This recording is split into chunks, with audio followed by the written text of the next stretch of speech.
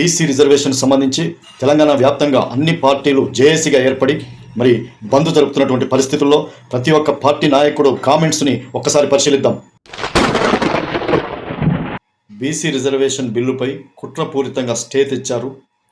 కోర్టులు మా మాట వినలేదంటున్నారు బీసీ ఉద్యమ నేత ఆర్ కృష్ణయ్య. బీసీ రిజర్వేషన్ సంబంధించినటువంటి విషయాన్ని మోదీ దగ్గర ఎందుకు ప్రస్తావించట్లేదు భారతీయ జనతా పార్టీ వాళ్ళు అని చెప్పేసి మహేష్ కుమార్ గౌడ్ కాంగ్రెస్ వాళ్ళు విమర్శిస్తున్నారు. బీసీ బిల్లు ఆగిపోవడానికి కారణం బీజేపీ వాళ్ళే, రాష్ట్ర కిషన్ రెడ్డి మరియు ఇతర నాయకులే అని చెప్పేసి మరి కొండా సురేఖ వ్యాఖ్యానించారు. కులగణనపై మరియు 42% బీసీల రిజర్వేషన్పై కాంగ్రెస్ విధానమే తప్పు అని చెప్తున్నారు తలసాని శ్రీనివాస్ యాదవ్ గారు.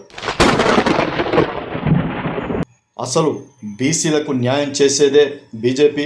బీసీలకు కేంద్ర ప్రభుత్వంలో చాలామందికి దాదాపు 50 మంది బీసీ మంత్రులను నియమించడం జరిగింది అని చెప్పి బీసీలకు న్యాయం జరగాలంటే బీజేపీతోనే జరుగుతుందని చెప్పేసి ఆయన తెలంగాణ ఎంపీ, మల్కాజ్గిరి ఎంపీ ఈటల రాజేందర్ అన్నారు.